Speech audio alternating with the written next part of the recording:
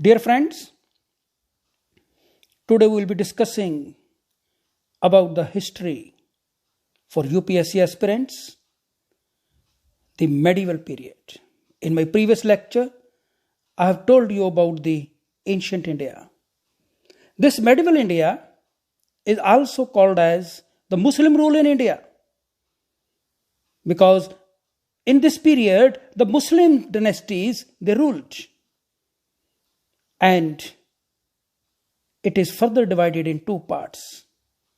The one part is the Delhi Sultanate, which is from 1206 to 1526.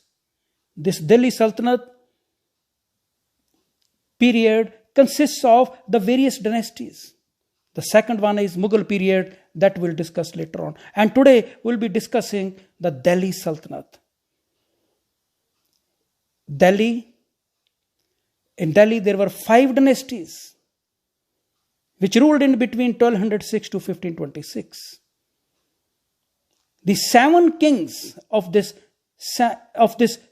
5 different dynasties, they built the 7 towns on the bank of the river Jamuna. For example, Qutbuddin Aibak built Qila Rai Pithora, Alauddin Khilji built Siri, Ghiyasuddin Tughlaq built Tughlaqabad, Muhammad bin Tughlaq built Jahanpanah, Firoz Shah Tughlaq built Firoz Shah Kotla, then Khizr Khan built Khizrabad, finally Mubarak Shah built Mubarakabad. If we combine these 7 towns, they formed the Delhi. So that is why it is called Delhi Sultanate. It consists of 5 dynasties. First of all is the slave dynasty, which we will do first of all. Slave dynasty, it is called slave dynasty because it was founded by one slave, that is Qutbuddin Aibak, who was a slave of Muhammad Ghori. They are also called Mamluks. Mamluk is a Arabic word which means owned. Qutbuddin Aibak, he ruled from 1206 to 1210. He built few monuments like Qutb Minar, Adai Din Ka Jhopda, Quwatul Islam Mosque. His capital was in Lahore. He was very much fond of playing the polo. And one day, while playing the polo, he fell down from the horse and died. He was succeeded by his son Aram Shah, who ruled for just a couple of months, that is 1210 to 1211. He was a useless fellow. Then finally, the nobles invited Iltutmish, who was the son-in-law of Qutbuddin Aibak. He was made the next sultan and he ruled from 1211 to 36. During his time, the mighty Mongol Chengiz Khan in 1221 attacked the frontiers of India. But he saved India diplomatically. Iltutmish built one council of ministers, which is called Chalisa or Shamsi slaves of 40, for the better administration. He also shifted the capital from Lahore to Delhi for the first time. Then he was succeeded by his eldest son Ruknuddin Firoj, who was useless fellow, and very soon, within a couple of months, he was removed, and the daughter of Rajia, that is the daughter of Iltutmish, that is Rajia Sultan, she was made the emperor. She's the only woman emperor in India. Only woman who ruled India. Ruled from 1236 to 1240. She played a very important role in the history of India. She started ruling the entire country very effectively.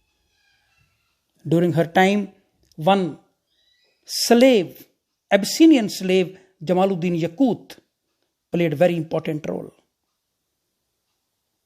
In one of the revolts in Bathinda, Altunia, the Subedar of Bathinda, Altunia, defeated and killed Abyssinian slave, and Rajia was made the prisoner, and forcibly she was married to Altonia. But later on, she was killed by the royal forces at Kathal. The next ruler is Bahram Shah, not so important. Another next ruler is Alauddin Masood Shah, who ruled from 42 to 46. He was also a useless fellow. Nasiruddin Mahmud was another ruler who ruled from 1246 to 66, and the entire administration was in the hands of his Wazir Balban. Then finally Balban became the ruler who ruled from 1266 to 1286. Balban was very important because of his blood and iron policy. He suppressed the rebellions. He is known as Bismarck of India.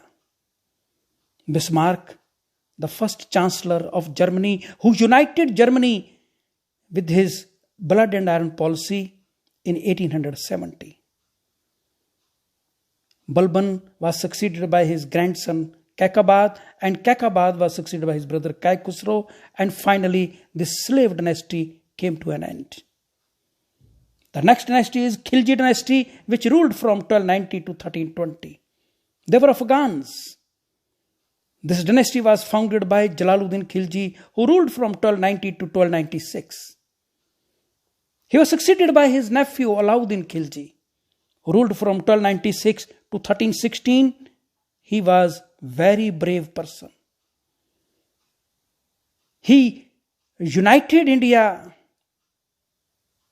conquered the entire northern India, including Gujarat, Chittor, Ranthambore. He suppressed even the Mongols. One of his general, Zafar Khan, repulsed the attacks of the Mongols many times. And he was the first Muslim ruler in medieval India who went up till the south. One of his general, Malik Kafur, went up till Rameshwaram. He conquered Madurai, he conquered Telangana, he conquered Mabar, and he also conquered Devgiri. He consolidated his empire. And he made a number of reforms also, and one of the very important reforms was the economic reforms. Then he was succeeded by his successors like Shahabuddin Umar, Qutbuddin Mubarak Shah, and Nasiruddin Khusro. And finally, this dynasty came to an end, and Khiljis were replaced by the Tughlaqs. Tughlaq dynasty ruled from 1320 to 1440. It was founded by Ghiyasuddin Tughlaq, who ruled from 1320 to 25. As his period was very small, he couldn't do anything. Then he was succeeded by his son, Prince Junna Khan, who assumed the title of Muhammad bin Tughlaq, and he ruled from 1325 to 1351. He had a unique importance in the history of India. Muhammad bin Tughlaq was a very well-read person. He had a knowledge of Arabic, Persian, Urdu, Sanskrit, Hindi. He was also having a knowledge of science, mathematics, economy, geography, polity. On the one hand, he was very well-read person, but on the other hand, he was adamant and proud of his knowledge. During his entire period, he made 5 experiments. For example, he shifted his capital from Delhi to Devgiri, which he named Daulatabad. Then he reshifted the capital. Then secondly, he started the one reform in the agriculture, and introduced the taxation in Doab. Then thirdly, he introduced the token currency. Excellent reforms it was. Then fourthly, it was his proposed expedition to Khorasan. And finally, he attacked on Karachal in the hilly areas. All his experiments failed one by one. That is why the scholars called him the mixture of opponent or Padha Likha Murak. He was succeeded by his cousin Firoz Shah Tughlaq, who ruled from 1351 to 1388. He made a lot of reforms to pacify the people, but people were not pacified. And finally, this empire started declining. There were some kings like Ghiyasuddin Tughlaq II, Abu Bakr, Nasiruddin Muhammad Shah, Alauddin Sikandar, Nusrat Shah, Muhammad Shah. All these rulers were not so important. The final blow to this empire was given by Timur. Timur, who attacked India in 1397. It was a big blow to India. And he looted the country. At that time, Nusrat Shah was the ruler of India. After the Tughlaq dynasty, there was another dynasty called the Sayyid dynasty, which ruled for some decades, from 1414 to 51. Their first king was Khizr Khan, who ruled from 1414 to 21. The second is Muhyiddin Mubarak Shah. He was the greatest king of this dynasty. He ruled from 1421 to 1434. He was very much fond of the literary persons. His court poet Yahya bin Ahmad Sarhandi compiled his biography, that is Tawarikh-e-Mubarak Shahi. Then there was Muhammad Shah and Alauddin Alam Shah. Then final dynasty was the Lodhi dynasty, which ruled from 1451 to 1526.